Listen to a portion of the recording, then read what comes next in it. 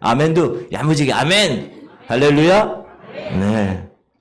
저는 오늘 보낼 만한 자를 보내주소서. 따라합시다. 보낼 만한 자를 보내소서. 여러분, 이 말이 좋은 말이에요? 나쁜 말이에요? 좋은 말이에요? 아니에요. 저 얘기를 하자마자 하나님이 화를 내셨다니까. 제가 지금 애들한테 얘기했죠. 주여, 보낼 만한 자를 나 말고 딴 사람을 보내세요. 그 뜻이에요. 이렇게 대답하면 안 되는 거예요. 오늘 설교를 잘 들으시고 다시 한번 이해해 주시면 고맙겠습니다. 오래전에 영국에 한 길 모퉁이에서 구두 닦기 소년이 있었어요. 학교 갈 나이인데도 가정 형편이 어려우니까 구두를 닦으며 살아야 되는 거예요. 새벽부터 밤늦게까지 남의 구두 닦아서 생활비 벌며 힘들게 살고, 제 어렸을 때도 구두 닦기가 많았어요. 정말 여기 이렇게 해가지고 그 닦고 이런 분 많이 있었어요. 그거 탁 놓고 탁 해주고. 지금은 구두 닦는 사람이 거의 없죠. 그럼에도 불구하고 이 소년의 눈은 반짝반짝거리고 얼굴에서는 항상 밝은 웃음을 잃지 않았어요. 콧노래를 부르면서 열심히 남의 구두를 닦습니다. 어느 추운 겨울에 소년에게 구두 한 켤레를 맡긴 이 한 신사가 그 모습을 보고 이렇게 얘기합니다. 야, 날씨도 춥고 손도 시린데 구두 닦는 거 참 고생스럽지 않니? 힘들지 않아? 그랬더니 그가 이렇게 얘기합니다. 아닙니다, 선생님. 고생스럽긴요. 저는 지금 구두를 닦는 게 아니라 희망을 닦고 있습니다. 딱 그러는 거예요. 너무 멋있지 않아요? 이야, 그 사람이 누구냐? 이 사람입니다. 이 소년이 나중에 영국이 낳은 세계적인 작가 찰스 디킨스라는 사람이에요. 그는 다복한 가정에서 실은 어렸을 때 잘 자랐어요. 그의 아버지가 해군 경리국의 사무원이었어요. 그러니까 돈을 좀 많이 버는 사람인데 상당한 봉급을 받았음에도 불구하고 이 사람이 낭비력이 심해요. 사치롭고 아버지가. 그 재정적으로 궁핍한 상황에 점점 처해지고 나중에 이 찰스가 12살 때 이 아버지가 이 재정적인 파탄으로 인해서 감옥까지, 채무 관계 때문에 감옥까지 가게 됩니다. 찰스는 장남이어서 안 되겠다. 학교를 그만두고 구두를 닦기 시작합니다. 그러면서도 그 마음 가운데는 희망을 가졌습니다. 그래서 그렇게 차곡차곡 아들의 구두 닦은 돈으로 아버지의 감옥에서 돈을 주고 집으로 돌아오게 할 수가 있었습니다. 그 경험에서 쓰여진 소설이 우리가 잘 아는 스크루지 할아버지 있죠. 구두쇠 스크루지 할아버지. 그 할아버지가 등장하는 크리스마스 캐럴이라는 소설이에요. 자기 얘기를 하는 거예요. 이 찰스 디킨즈는 가정이 경제적으로 파탄이나 어쩔 수 없이 길거리에서 구두를 닦아야 했지만 그는 밥벌이를 위해서 어쩔 수 없이 구두를 닦는다고 생각하지는 않았다는 거예요. 비록 삶의 여건이 힘들었고 고달프고 어떤 때는 정말 한탄한 일이 있었지만 그러나 그는 그렇게 하지 않고 기쁘고 행복하게 희망을 가지고 그 구두를 닦았습니다. 너무 멋있지 않아요? 저는 구두를 닦는 게 아닙니다. 저는 나의 희망을 닦고 있습니다. 그래서 그는 그 희망으로 하여금 자신이 하는 일을 보람을 느끼면서 그의 삶을 구축해 나간 것입니다. 여러분, 우리가 어떤 일을 할 때 그 일을 하게 되는 동기가 여러 가지가 있을 수 있습니다. 어떤 사람은 이 찰스처럼 먹고 살기 위해서 어쩔 수 없이 해야 하는 경우도 있죠. 그러나 어떤 사람은 자신이 너무나도 하고 싶은 일이기에 힘들지만 참고 하는 경우도 있습니다. 어쩌면 저와 여러분 같은 이 소시민들은 먹고 살기 위해서 일하는 경우가 많을 것입니다.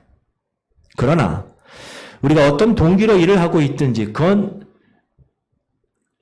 그 삶의 형편보다 더 중요한 거. 내가 어떤 동기로 일을 해야 되는가. 그냥 등 떠밀려서 어쩔 수 없이 한다.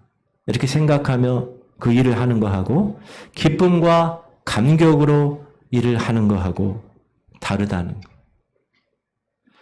때론 내가 하고 싶지 않은 일이 있다 하더라도 하나님께서 자신을 그곳으로 부르셨다는 확실한 그 분명함이 있는 사람은 그 삶을 기쁘고 그 일도 잘할 뿐만 아니라 그 일의 열매까지도 훌륭하게 맺혀지는 일을 하게 되는 것입니다.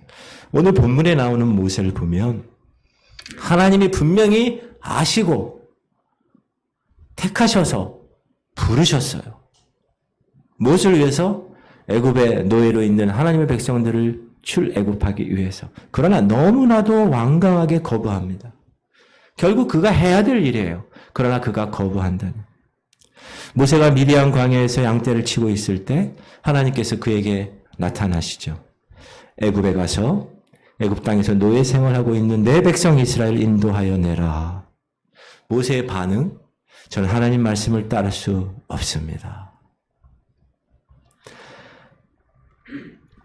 모세가 하나님 말씀에 순종할 수 없다고 하는 분명한 이유가 있습니다. 자, 호렙산 근처에서 하나님이 모세에게 떨기나무로 나타나실 때부터 한번 생각해 보면 하나님이 처음 모세를 부르실 때 하신 말씀입니다.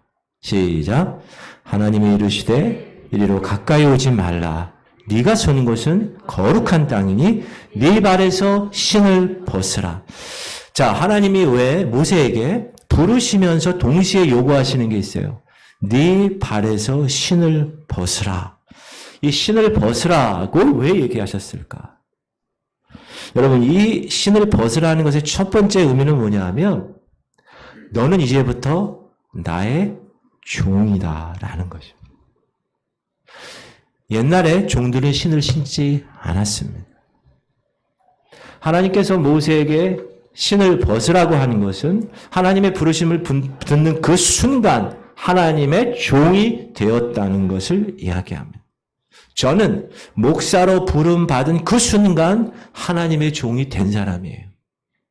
물론 하나님이 그리스도인으로 성도로서 여러분도 마찬가지예요. 여러분도 하나님의 거룩한 자녀로 부르심을 받고 그 부르심에 응답을 해서 하나님의 거룩한 무리 성도가 되었습니다. 그랬다면 이제 하나님의 종이 된 것입니다. 그걸 여러분 항상 생각하고 사셔야 합니다. 자, 그러면 종이 되었다는 건 뭡니까? 주인이 시키는 대로 해야 된다는. 주인이신 하나님이 야 바로에게 가, 애굽에 가서 내 백성을 거기에서 인도하여 내 라고 이야기하면 종인 모세는 그 말씀에 주인인 그 하나님의 말씀을 어떻게 해야 됩니까? 무조건 따라야 합니다. 그 어떤 이유를 붙여서도 되지 않습니다. 그런데 하나님은 이 모세의 이 반응을 살펴보면서 그를 계속해서 깨닫게 하십니다. 모세가 이렇게 얘기하죠. 시작. 모세가 하나님께 아뢰되 내가 누구이기에 바로에게 가며 이스라엘을 애굽에서 인도하여 내리까. 따라합시다. 내가 누구이기에 내가 누구에게 예, 왜 저를 그 뜻이죠? Why me? 왜 저를 그 많은 사람 중에서 왜 저를 저는 이스라엘 자손의 백성, 하나님의 백성들을 인도하여 낼 자격이 없어요. 능력이 없습니다. 나 같은 무능한 사람, 왜 저를? 내가 누구이기에? 그래서 하나님께서 나를 지도자로 세우십니까? 라는 뜻입니다. 그렇다면, 정말 모세가 무능한 사람일까? 이걸 한번 우리 생각해 봐야 됩니다. 모세가 무능한 사람일까요? 그렇지 않을까요? 무능한 사람 맞아요. 우리가 무능한 사람, 모세가 무능한 사람이라는 증거를 한번 보면 시작. 모세가 그의 장인 미디안 제사장 이드로의 양떼를 치더니 그 떼를 광야 서쪽으로 인도하여 하나님의 산 호렙에 이르매. 자, 모세가 호렙산에서 하나님의 부름을 받을 때 나이가 80살입니다. 미디안 광야로 피신한 지 40년 세월이 흘렀을 때입니다. 그 40년 동안 40세에서 80세까지 이 모세는 뭐 했어요? 장인어른의 양떼를 치는 목자였어요. 자, 그런데 여러분 야곱 아시죠? 야곱. 야곱을 한번 이 모세와 비교해 보면 야곱은 형 에서가 자신을 죽이려고 하니까 어디로 도망갔죠? 외삼촌 집으로 도망갔어요. 라반. 그래서 거기서 처가살이 하면서 무려 20년의 세월을 보냅니다. 그런데 이 야곱이 20년의 세월을 보내고 나서 외삼촌 집을 떠나서 고향으로 돌아올 때 보면 엄청난 부자가 돼 있었어요. 그에게는 4명의 아내가 있었고 12명의 자식이 있었고 뿐만 아니라 재산도 엄청 많은 사람이 부자가 되었다는 거예요. 시작. 이에 그 사람 야곱이 매우 번창하여 양떼와 노비와 낙타와 나귀가 많았더라.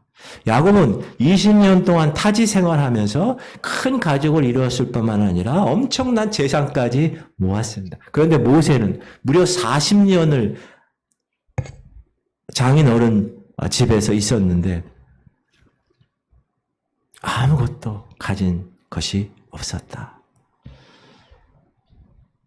그렇게 따져보면 이 야곱에게는 능력이 있다라고 평가할 수 있고 모세에게는 자기 자신의 가정도 세우지 못한 무능한 가장이라고 평가할 수도 있습니다.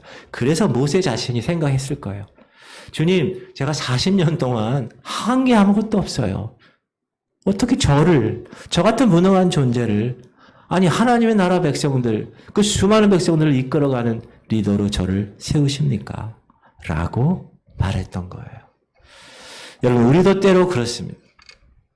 우리 스스로 우리 생각해 보세요. 우리가 능력이 있어서 하나님께서 나를 사용하신다고 생각하는 분이 몇 명이나 될까요? 목사인 저도 그래요. 제가 여러분과 함께 있을 때 제가 여러분들보다 나은 게 뭐가 있겠어요? 없습니다. 경험도 없고 그렇게 지혜롭지도 않고 그렇게 하나님 보기에 그렇게 합당한 것 같지는 않아요. 그러나 주께서 몸된 교회 목사로 또 장로로 또 집사로 권사로 교사로 또 여러 가지 하나님의 거룩한 직분을 담당하는 사람으로 부르셨다는. 자, 부르심을 받았다는 것은 아까 제가 처음에 뭐라고 그랬죠? 신을 벗었다. 그것은 종이다. 그것은 주인의 말에 무조건 순종해야 되는 것이다. 그 직분을 감당할 능력이 충분하지 않아도 내가 부족해도 지혜도 부족하고 경험도 부족하고 능력도 부족하고 모자라도 너무 많이 모자라도 그럼에도 불구하고 하나님이 하나님의 일꾼으로 저와 여러분을 부르셨다는 우리를 일꾼으로 세우셨다는 거예요. 그래서 하나님의 일을 감당하게 하신다는 거예요. 여러분 하나님은 하나님의 일이 있어요. 큰 하나님의 그림이 있다고요. 그 그림의 한 퍼즐을 이 교회를 통하여 이루시길 원하세요. 그래서 저를 위해서, 저를 통해서, 여러분을 통해서 그것을 해 나가시는 거예요. 그게 부르심이고 그게 주신 사명을 감당하는 사람들의 최선의 반응입니다. 네, 부족하지만 최선을 다하겠습니다. 하나님은 부족한 우리들을 통하여, 무능한 우리를 통하여 하나님의 일꾼으로 쓰실 뿐만 아니라 이 교회 공동체가 든든히 세워가게 하셨다는 사실입니다. 우리의 능력으로 본다면, 우리의 일한 것으로 본다면 우리 교회가 이렇게 하나님의 뜻을 따라 하나님의 일이 이루어지고 있다는 것은 정말 기적 같은 일입니다. 그렇죠? 1년 동안, 오늘 사무총회인데 1년 동안 우리가 한 일들 하나님께서 다 지키시고 인도하시고 하나님의 일을 이끄셨다고 저는 고백합니다. 우리는 부족하지만 무능하지만 전능하신 하나님께서 힘 주셨고 이끌어 주셨기에 우리는 순종하며 하나님의 거룩한 일을 감당합니다. 하나님이 함께 하시면 우리의 부족하고 무능한 것을 다 감추어줘 하나님의 뜻이 이루어지는 놀라운 역사가 일어납니다. 라는 고백을 하게 되는 겁니다. 그래서 나는 무능합니다. 이스라엘 백성들 인도할 수가 없습니다. 라고 고백한 이 모세에게 하나님이 이렇게 얘기하십니다. 시작. 하나님이 이르시되 내가 반드시 너와 함께 있으리라. 따라합시다. 내가 반드시 너와 함께 있으리라. 내 힘으로 하는 것이 아니라고. 내가 너와 함께 있겠다고. 내 능력으로 하는 게 아니라고. 내 능력으로 너를 도와주겠다고 약속하신 것입니다. 여러분, 하나님께서 함께 하시겠다고 내가 능력으로 너를 도와주겠다라고 말씀하신다면 하나님을 의지하고 가야 가는 것이 맞지 않습니까? 당연한 거죠.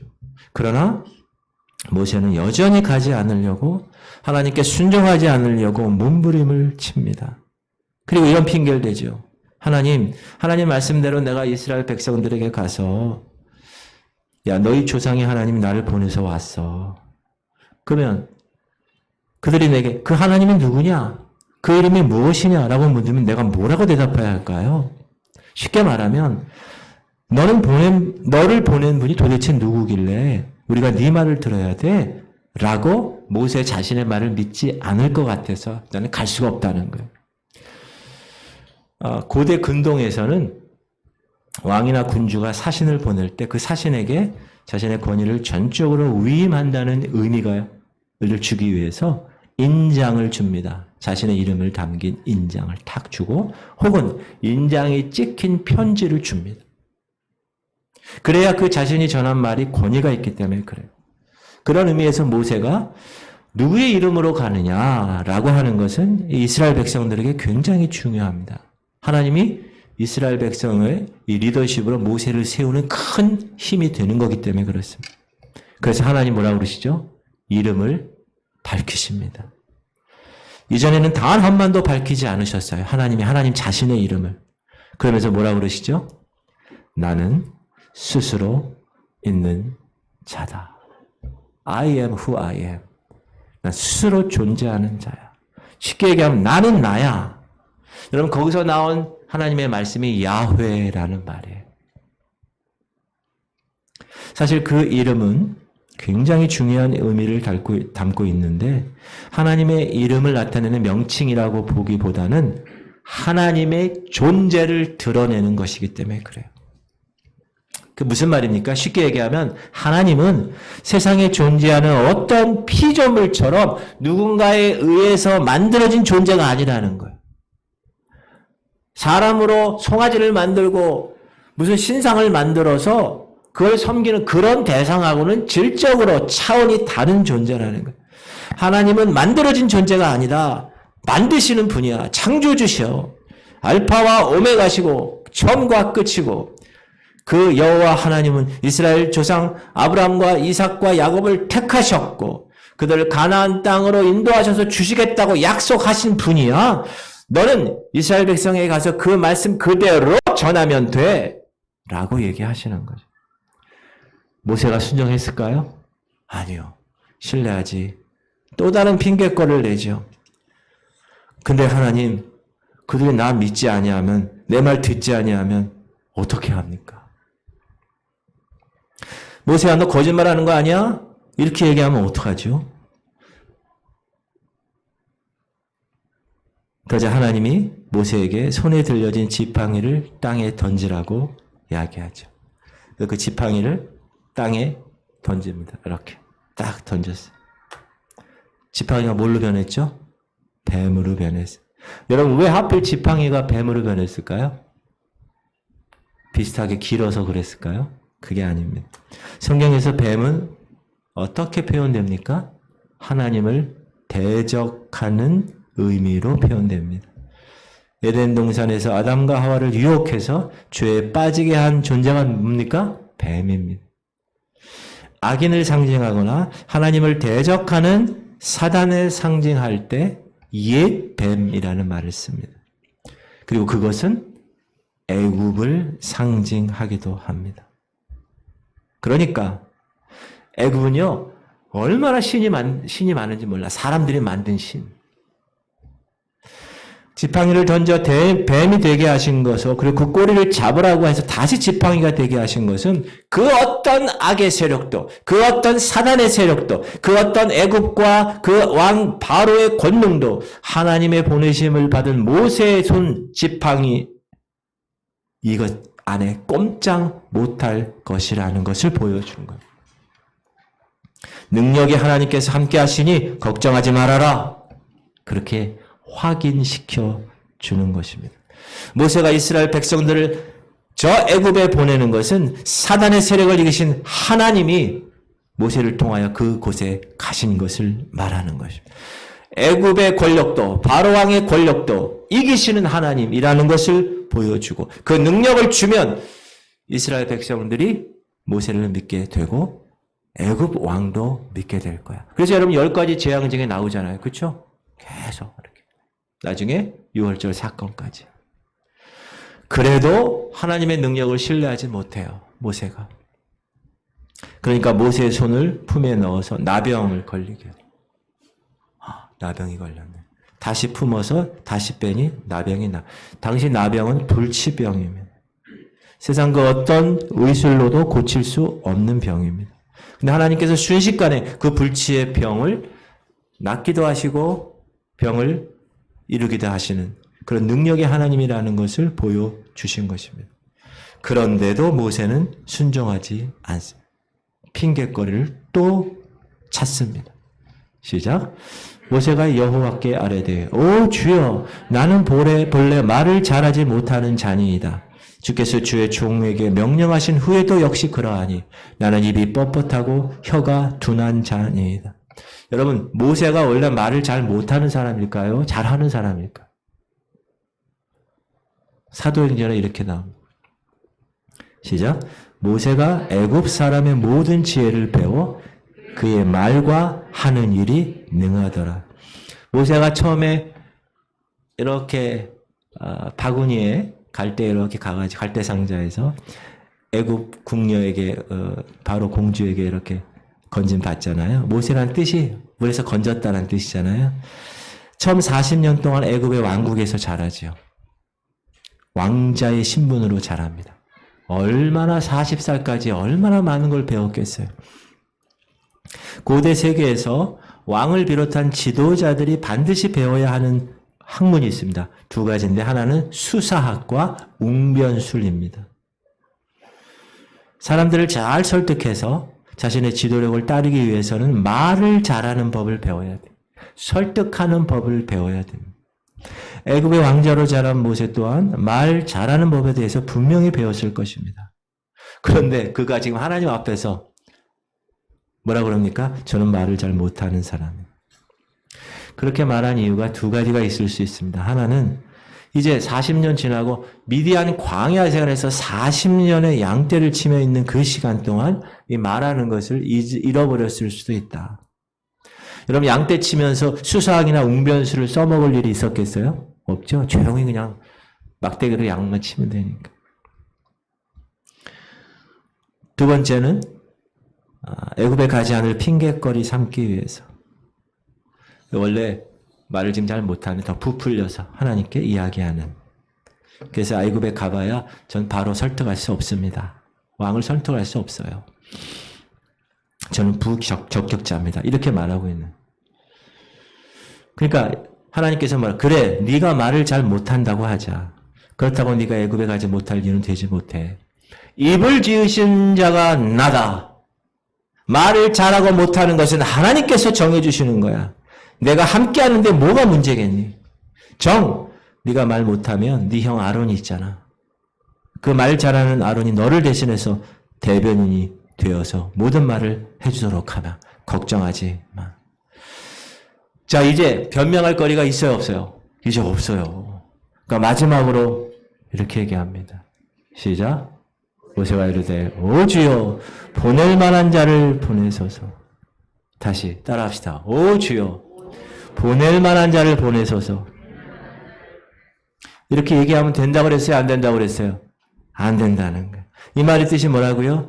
하나님께서 뭐라고 얘기하셔도 난 자격이 없습니다. 저는 안 됩니다. 딴 사람 보낼 만한 사람 보내세요. 저 말고요. 다른 사람. 이 뜻이에요. 여러분 보세요. 모세가 핑계거리 될 때마다 하나님께서는 그 핑계거리가 되지 않는다고 분명히 말씀하셨어요. 계속 반복해서 직접 능력도 보여주시기까지 하면서. 그런데도 불구하고 모세는 안 가겠습니다. 이때 하나님이 어땠을까? 여러분이 하나님이었어요. 그때 여러분 심정이 어땠을 것 같아요? 하나님의 심정이. 14절 시작. 여호와께서 모세를 향하여 노하여 이르시되 어떻게 이르셨다고요? 노했다는 거예요. 얼마나 답답하셨으면 노하셨을까? 성경은 간결하게 노하셨다라고 표현하지만 이 성경의 원래 원어의 의미는 아주 강렬하게 분노하셨다라는 뜻입니다. 그렇게 말귀를 못 알아듣니? 왜 이렇게 고집이 세니? 라고 말하는 거예요. 왜 그렇게 말도 안 되는 소리로 핑계 대려고 그래? 화를 내셨다는 거예요. 저는 모세 입장이 안 돼봐서 잘 모르겠지만 모세를 향하여 분노하시는 하나님의 심정이 좀 이해되는 것 같아요. 실은 저 같았으면 그냥 꼴밤을 때려서라도 어떻게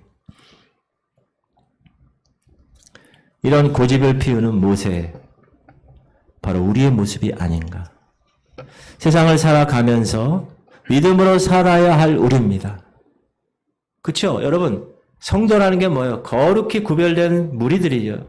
거룩이라는 건 뭡니까? 세상과 구별된 거예요. 분리된 거예요. set apart. 세상과 구별된 거예요. 제가 얘기하죠. 이렇게 피자가 있어요. 피자 한 판이. 피자 한 판을 이렇게 자르고, 이렇게 자르고, 이렇게 자르고, 이렇게 잘라서 그 한 조각을 탁 띄죠. 그게 거룩이라고 그랬어요. 분리된 거예요. 이 분리된 거 왜 분리됐어요? 내가 먹으려고 분리하는 거잖아요. 여러분이 세상에 있어요. 그 중에서 여러분이 분리된 사람들이라는 거예요. 그게 거룩한 무리 성도라는 것입니다. 그럼에도 불구하고 우리는 적당히 세상과 타협하며 살아가려고 그래요. 하나님 말씀하십니다. 믿음의 길로 가라. 말씀의 길로 가라. 그런데 우리는 온갖 핑계거리 대면서 내 방식만 고집합니다. 왜 그런지 아세요, 여러분? 세상에서 그 믿음으로 살다 보면 손해보니까 그래요.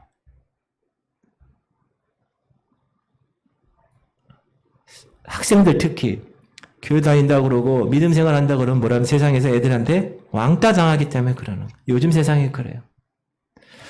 믿음으로 가는 길을 사람들이 어리석다고 합니다. 하나님의 말씀이 아무리 반복되고 그렇게 얘기해도 귀를 닫아버린처럼 말씀을 들으려 하지 않습니다. 그것이 우리의 모습이 아닌가라는 생각을 하면서 세상을 살아갈 때만 그런 게 아니라 우리가 주님의 몸된 교회를 섬길 때도 마찬가지입니다. 우리가 온갖 핑계를 대면서 사명의 자리에 서려 하지 않습니다. 모세처럼 전 능력이 없어요. 저 무능한 사람이에요. 하나님 얘기하시죠. 야, 내가 너와 함께 할게. 걱정하지 마. 또 다른 핑계 대죠. 나를 인정하지 않아요, 사람들이. 하나님의 은혜 경험했고, 하나님의 능력을 경험했음에도 불구하고, 어떻게든 그 자리, 사명의 자리에 들어가려고 하지 않습니다. 하나님, 보낼 만한 사람을 보내세요. 저 말고, 보낼 만한 사람. 나보다 뛰어난 사람, 나보다 훨씬 잘하는 사람이 있을 거예요. 그러면 여러분 자신에게 책임이 없어지는 것처럼 생각할 수 있어요. 그러나 제가 뭐라 그랬죠? 하나님이 처음에 부르신 그 순간 우리는 종이 되었다. 주인의 말에 100%. 여러분, 주인의 말에 순종하지 않는 종은 종이 아닙니다. 100% 순종해야 할 종입니다. 오늘 우리는 사무총회를 합니다. 2022년을 보내고 2023년도를 준비해야 하는 시점입니다. 코로나19 때문에 3년 동안 교회는 여러 가지 어려움에 직면해 있습니다. 이제 끝나가고 있어요. 엔데믹이라고 그래요. 이제 교회는 교회로서의 사명을 갖춰야 하고 감당할 헌신된 사역자들이 세워져야 될 때입니다. 이사야 선지자가 하나님께서 이사야를 택하셔서 하나님의 선지자로 세울 때 내가 누구를 보내며 누가 우리를 위하여 갈고 하나님이 탄식하세요. 내가 누구를 보낼까? 누가 나를 위하여 갈까? 탄식할 때 이사야가 뭐라고 그러는지 아세요? 주님, 제가 여기 있습니다. 저를 보내시옵소서. 이렇게 응답하는 저와 여러분의 삶이 되기를 주의 이름으로 축원합니다. 하나님이 찾으시는 일꾼, 분명히 하나님이 생각이 있으셔서 그 사람이 감당할 수 있어서 그 사역을 맡겨주셨어요. 그럼 여러분 어떻게 해야 됩니까? 저 말고요. 보낼 사람을 보내세요. 라고 대답해야 될 것인가? 이사야처럼 내가 여기 있나이다. 나를 보내소서. 라고 이야기할 것인가? 1960년대까지 교회의 선지자적인 역할을 감당한 목사님 한 분이 계십니다. 에이든 토저라는 목사님. 지금까지도 모든 목사님들과 이 기독교에 큰 영향을 끼치는 분인데 이분이 오늘날의 교회에 세 가지 문제가 있다고 합니다. 첫 번째, 믿는 자가 성장하지 않는다는 것. 항상 어린아이에 머물러 있어. 그리고 살만 찌고 있다는 것. 여러분, 애가 자라지 않고 삶아지면 어떻게 됩니까? 위험합니다. 두 번째, 믿는 자가 교회 안에서 마땅히 해야 할 일이 무엇인지 알지 못한 채 그냥 바라만 보고 있다는 거예요. 참관만 하고 있다는 거예요. 세 번째, 믿는 자가 서로 일치되지 않고 분열과 다툼만 일삼는다. 이 도저 목사님의 피를 토하며 외친 그 문제의 주인공이 혹시 우리 교회가 아닌가?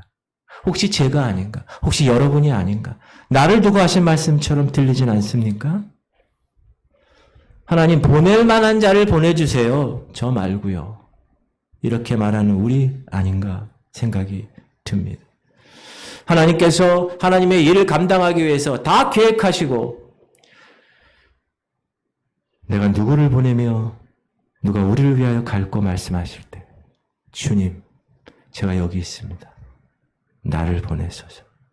이렇게 응답하는 저와 여러분의 삶이 되시기를 주 이름으로 축원합니다.